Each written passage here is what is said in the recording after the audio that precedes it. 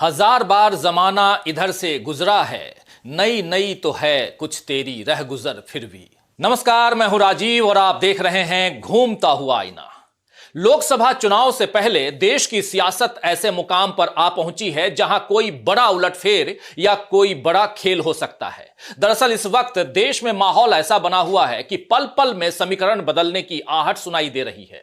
राहुल गांधी की भारत जोड़ो न्याय यात्रा जैसे जैसे आगे बढ़ रही है, वैसे वैसे बीजेपी की घबराहट बढ़ती जा रही है। इस घबराहट में बीजेपी फिर से अपने पुराने एजेंडे पर काम करने में जुट गई है, जिसके तहत एक तरफ राहुल गांधी की छवि को खराब किया जा रहा है, तो दूसरी तरफ इंडिया गठबंधन के दलों को तोड़ने की कोशिशें हो रही हैं। पिछले एक हफ्ते में बीजेपी ने दो ऐसे राज्यों में अपनी फूट डालने वाली चाल चली हैं जहां गैर बीजेपी सरकारें थीं। बिहार में नीतीश कुमार को अपने पाले में करके इंडिया को कमजोर करने की कोशिश बीजेपी ने की और फिर से बिहार में अपनी सरकार बना ली और इसके बाद झारखंड में हेमंत सोरेन को गिरफ्तार करवाकर सत्ता हथियाने की कोशिश की। लेकिन झारखंड में बीजेपी अब तक सत्ता में नहीं आ पाई है। चंपाई सोरेन के नेतृत्व में झारखंड मुक्ति मोर्चा ने सरकार बना ली है। बीजेपी की सत्ता में आने की इन कोशिशों और भारत जोड़ो न्याय यात्रा के बीच एक दिलचस्प संयोग यह है कि जब राहुल गांधी बिहार पहुंचने वाले थे तो उसके पहले बीजेपी ने बिहार में खेल खेला और जब राहुल गांधी झारखंड पहुंच रहे थे तब वही खेल झारखंड में भी किया गया। हालांकि बीजेपी की इन साजिशों के बावजूद राहुल गांधी की भारत जोड़ो न्याय यात्रा अपने साथ समर्थकों की भारी भीड़ जुटाते हुए लगातार आगे बढ़ रही है। पूर्वोत्तर में मणिपुर से जब यात्रा का आगाज हुआ तभी इसका जबरदस्त असर दिखा, जो असम तक कायम रहा। फिर पश्चिम बंगाल में भी राहुल गांधी के साथ समर्थन जन समर्थन नजर आया। अब माना जा रहा है कि इस बार पूर्वोत्तर में कांग्रेस को पहले वाली मजबूती मिल सकती है, यानी पूर्वोत्तर के राज्यों में कांग्रेस की लोकसभा सीटें बढ़ सकती हैं और बीजेपी यहां कमजोर हो जाएगी। दक्षिण भारत से भी बीजेपी का पत्ता साफ हो ही चुका है और इसके बाद अगर पूर्वोत्तर भी हाथ से निकल गया तो बीजेपी के लिए मुश्किल खड़ी हो सकती है, क्योंकि राम मंदिर का शोर ढंग से एक हफ्ते भी नहीं चल सका है। आपने देख लिया, मोदी सरकार और उसके साथ मीडिया पूरी कोशिश में लगा हुआ है कि हर बात में राम मंदिर का नाम किसी न किसी तरह ले लिया जाए। गणतंत्र दिवस से लेकर आपने देखा बजट सत्र तक राम लहर चलाने की कोशिशें हुई। बीजेपी ने इन बातों को आगे बढ़ाने की कोशिश की, मगर फिलहाल तो राहुल और न्याय यात्रा की लहर दिखाई दे रही है। देश का मौजूदा हाल देखकर समझा जा सकता है कि राम मंदिर बनाकर उसके नाम पर आसान जीत दर्ज करने का ख्वाब देखना बीजेपी को भारी पड़ रहा है। हिंदुत्व का कार्ड इस बार उस तरह नहीं चल पाया जिस तरह पिछले चुनाव में राष्ट्रवाद का कार्ड चल गया था। लिहाजा बीजेपी को फिर से जोड़ तोड़ वाली राजनीति पर उतरना पड़ा है।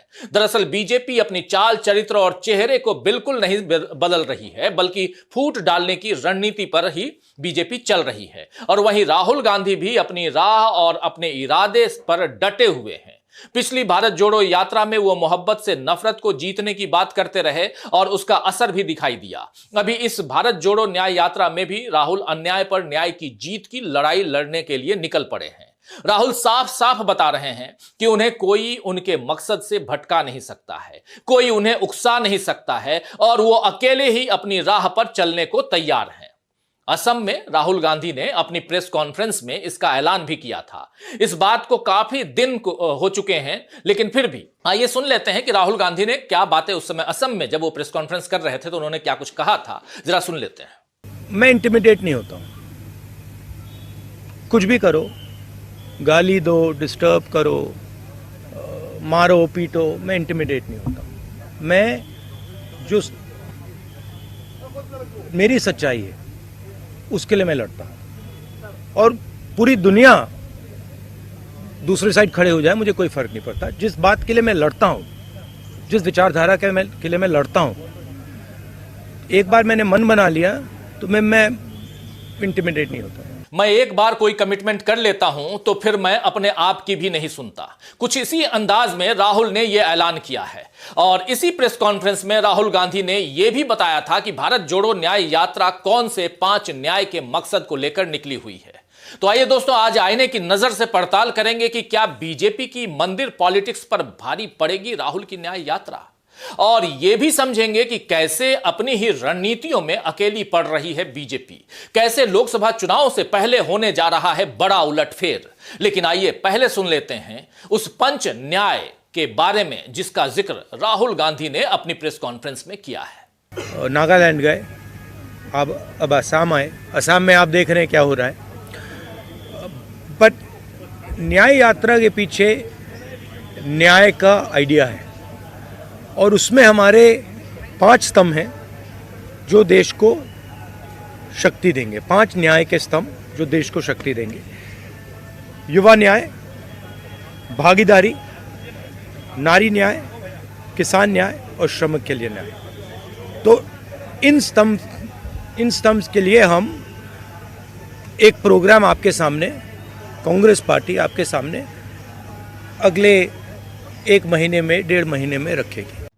राहुल गांधी ने साफ तौर पर बता दिया है कि उनकी न्याय यात्रा के 5 स्तंभ हैं: भागीदारी न्याय, श्रमिक न्याय, नारी न्याय, किसान न्याय और युवा न्याय। थोड़ा और बारीकी से इसकी पड़ताल की जाए तो ये नजर आता है कि पूर्वोत्तर से पश्चिम भारत तक न्याय यात्रा निकालकर और इन 5 स्तंभों की बात करके दरअसल राहुल गांधी एक व्यापक वर्ग तक कांग्रेस की पहुंच बढ़ा रहे हैं और ऐसा नैरेटिव सेट कर रहे हैं जिसमें मुख्य धारा में पिछड़े हुए सभी तबके अपने हक और न्याय के लिए जागरूक हो जाएं।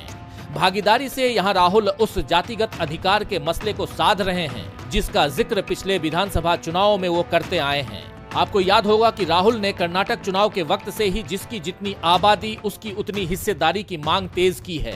राहुल बार बार ओबीसी की हिस्सेदारी की बात भी उठा रहे हैं। इसी तरह श्रमिकों के न्याय की बात करके राहुल गांधी पूंजीवाद और कॉरपोरेट के आगे पस्त पड़ते जा रहे मजदूरों के हक की आवाज उठा रहे हैं।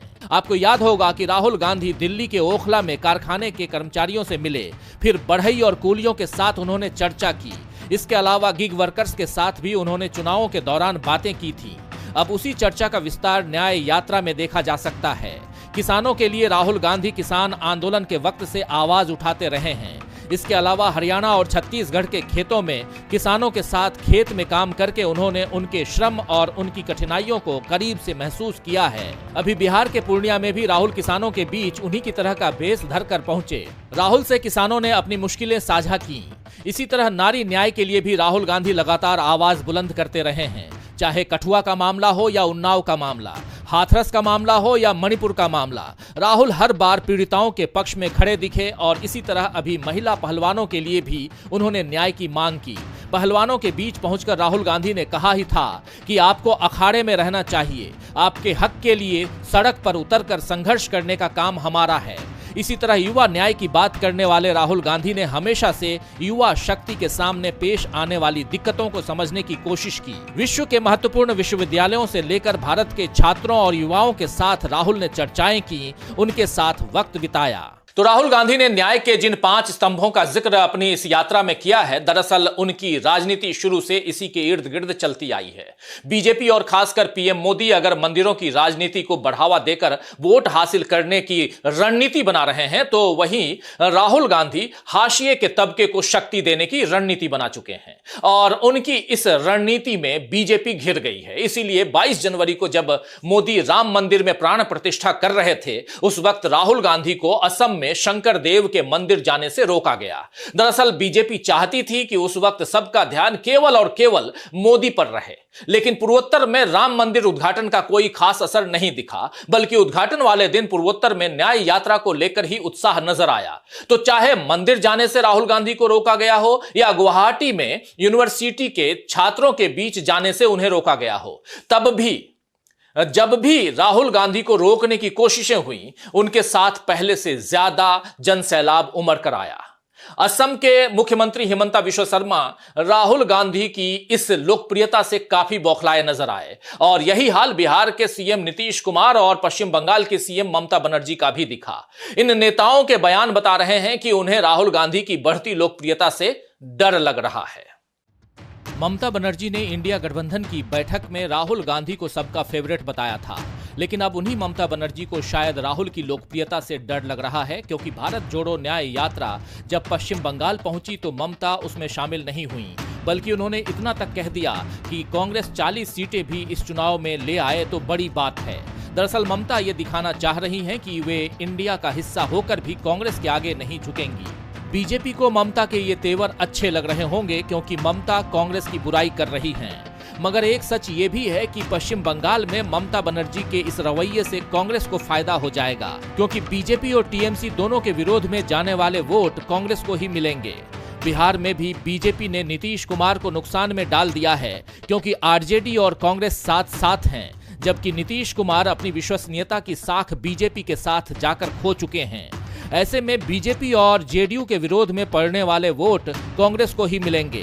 भारत जोड़ो न्याय यात्रा ने कांग्रेस की सफलता की झलक इन राज्यों में दिखा भी दी है। राहुल अकेले सब पर भारी पड़ रहे हैं। असम के मुख्यमंत्री हिमंता बिस्वा शर्मा भी राहुल से डरे दिख रहे हैं। पहले असम सरकार ने राहुल गांधी की यात्रा को गुवाहाटी शहर के बीच से निकलने से रोक दिया, उन्हें शंकर देव के जन्म स्थान पर नहीं जाने दिया। राहुल समेत कई कांग्रेस नेताओं पर एफआईआर दर्ज कराई गई।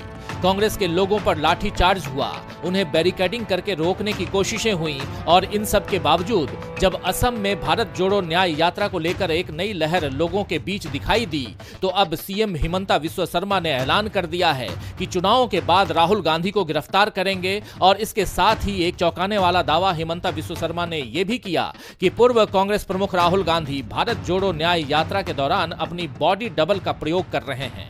एक मीडिया रिपोर्ट का हवाला देते हुए बिस्वा शर्मा ने कहा कि पूर्व कांग्रेस प्रमुख कूपे के अंदर बैठते हैं जिसमें 8 लोगों के रहने की जगह है, जबकि उनका बॉडी डबल बस के सामने बैठकर लोगों की ओर हाथ हिलाता है।